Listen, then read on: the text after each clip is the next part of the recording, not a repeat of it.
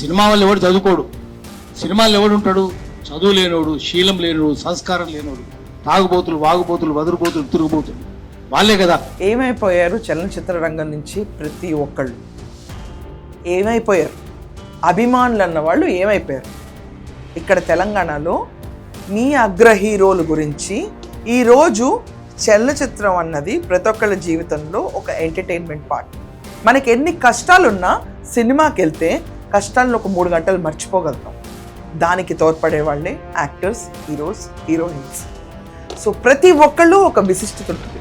అలాగే తెలుగు ఫిలిం ఇండస్ట్రీలో మనం చూసుకుంటే చిరంజీవి గారు అవనండి, బాలకృష్ణ గారు అవనండి, వెంకటేష్ గారు, నాగార్జున గారు, ప్రభాస్ గారు, రామ్ చరణ్ గారు, పవన్ కళ్యాణ్ గారు, ఇలా చాలామంది అగ్ర హీరోలు ఉన్నారు. అండ్ తర్వాత యంగ్ జనరేషన్ హీరోస్ కూడా ఉన్నారు. ఫిలిం ఇండస్ట్రీకి వెళ్ళిన వాళ్ళందరూ శీలం లేనళ్ళ? ఫిలిం ఇండస్ట్రీకి వెళ్ళిన వాళ్ళందరూ తాగుబోతులు, తిరుగుబోతులు, వగరబోతులా?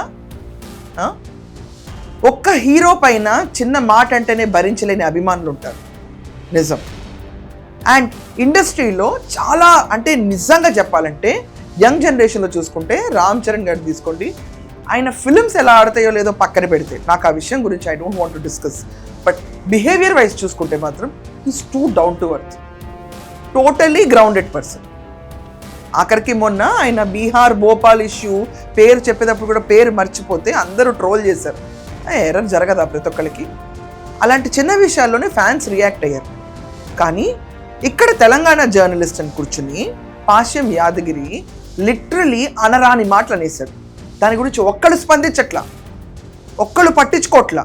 అది కూడా రిఫరల్ ఇంకెవరిని తీసుకున్నారంటే, ఫస్ట్ ఈ నేపథ్యం ఎలా వచ్చిందంటే పవన్ కళ్యాణ్ గారి గురించి మాట్లాడుతూ, అదే ప్రొఫెసర్ నాగేశ్వరి ఇష్యూ ఉంది కదా, అతను మాట్లాడిన ఒక అబద్ధపు న్యూస్ మీద దాని గురించి వాళ్ళందరూ రౌండ్ టేబుల్ మీటింగ్ పెట్టుకుని అక్కడ నాగేశ్వర్కి సపోర్ట్ ఇద్దామని వచ్చి పవన్ కళ్యాణ్ గారు కంప్లైంట్ ఇవ్వకపోయినా కార్యకర్తలు ఇచ్చిన కంప్లైంట్ మీద ఆఖరికి పోలీసులు రాకపోయినా వాళ్ళు చెలరేగిపోయి పవన్ కళ్యాణ్ గారిని తిడుతూ సినిమా ఇండస్ట్రీకి సంబంధించిన వాళ్ళందరినీ చుట్టమెట్టారు దీంట్లో.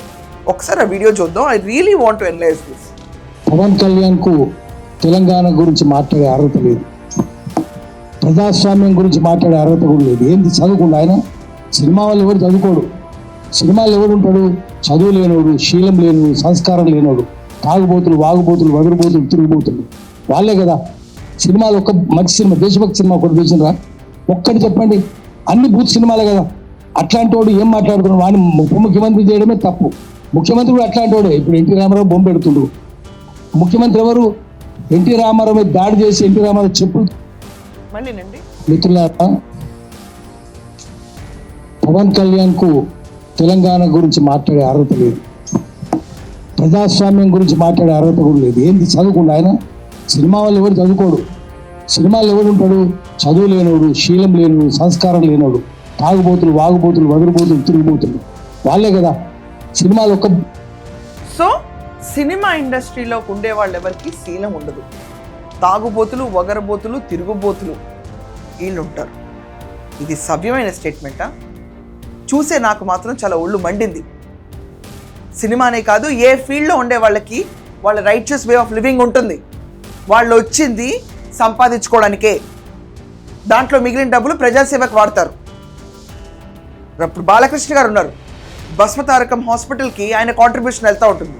చిరంజీవి గారు ఉన్నారు, ఆయన ఐ అండ్ బ్లడ్ డొనేషన్ క్యాంప్స్కి ఆయన ఆఫీస్కి వెళ్తూ ఉంటాయి డబ్బులు. నాగార్జున గారు ఉన్నారు, ఆయన he has done many charities, ఆఖరికి బ్లూ క్రాస్ తీసుకున్న ఆయన ఫండింగ్ ఉంటుంది దాంట్లో.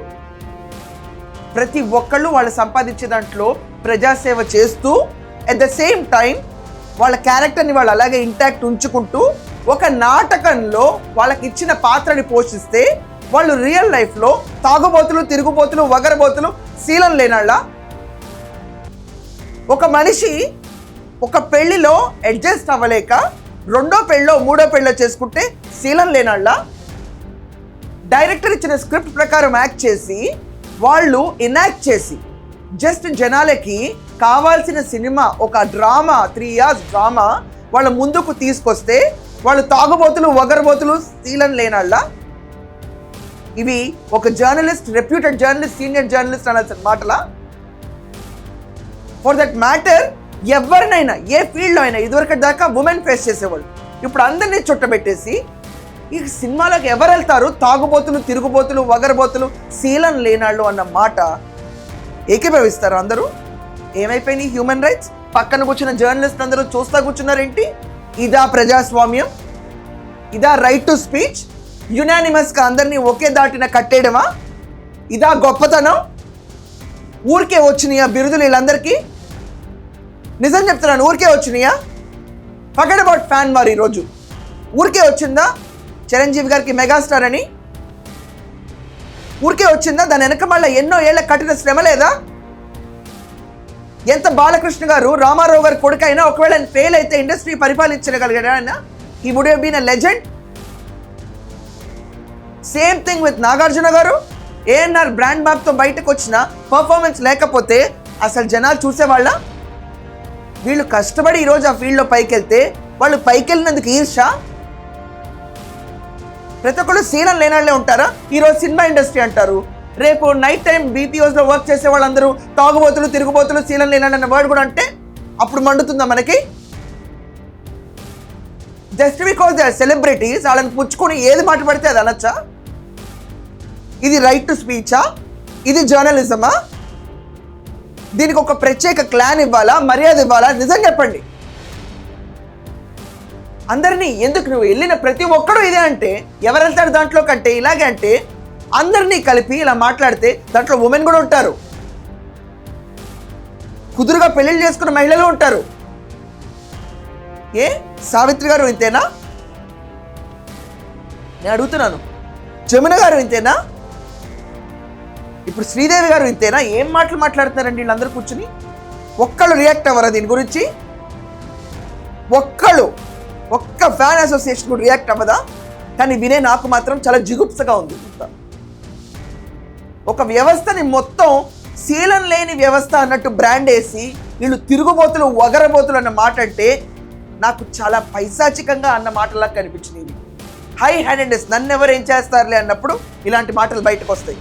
అడగండి, ప్రాపర్గా పెట్టి అడగండి. మొత్తం యునానిమస్గా ఇలా మాట్లాడతారు, ఇది జర్నలిజమా అని. ఒక్కసారి ఇప్పుడు నేను చెప్పిన హీరోల్లాగా అవ్వాలని ప్రయత్నించడానికే దశాబ్దాలు పడతాయి. కడుపు మార్చుకుని ఒళ్ళుని ట్రైన్ చేసుకుని ఈ రోజు ఒక్కరోజు ఫుడ్ మానమంటేనే మానలేవు, ఒక్కరోజు మానలేవు. వాళ్ళొక డైట్లో ఉండాలి, వాళ్ళ మీద వాళ్ళు ఖర్చు పెట్టుకోవాలి. సెల్ఫ్ లవ్ ఇంపార్టెంట్ మోస్ట్ అన్నిటికీ. మనకి అన్నిటి మీద హేట్రెడ్నెస్ ఉంటుంది. మనం ఎక్కడ పైకి వెళ్తాం ఇలా కూర్చొని మాట్లాడడం తప్ప? ఎంత సీనియర్ జర్నలిస్ట్ అయితే మాత్రం ఒక పరిమితి ఉండదా, ఒక లిమిట్ ఉండదా మాట్లాడేటప్పుడు? రామారావు గారి దగ్గర నుంచి ఈరోజు చిరంజీవి గారి దాకా ఇదే మాటలు అప్లై అవుతాయి అంటే కూర్చుని అందరూ వీక్షిస్తారు చూడండి. శభాష్ అసలు మీ అందరికీ, నిజంగా శభాష్. రేపు ఇదే మాటలు ఇంకొకళ్ళ గురించి అంటారు, ఇంకొకళ్ళ గురించి అంటారు. అప్పుడు మాత్రం నోరు మెదపొద్దు ఎవరు. ఇలాగే కూర్చొని వీక్షిస్తూ ఉండండి. నాకు మాత్రం పరమ మంటగా ఉంది, ఇలాంటి కంపరంగా ఉంటుంది ఇలాంటి మాటలింటే. అక్కడ పక్కన కూర్చున్న వాళ్ళు ఎవరు స్పందించకుండా కూర్చుని ఎంజాయ్ చేశారు చూడండి. ఇది ఆ క్లాన్ ఆఫ్ జర్నలిజమా? వచ్చిన విషయం ఏంటి, ఇంకొకళ్ళ పరదోషాలు ఏంటి? చెప్పండి మీ ఒపీనియన్స్ ఏంటో కమెంట్స్లో, నేను కూడా వింటాను దీనిపైన. That's all for now. Thank you.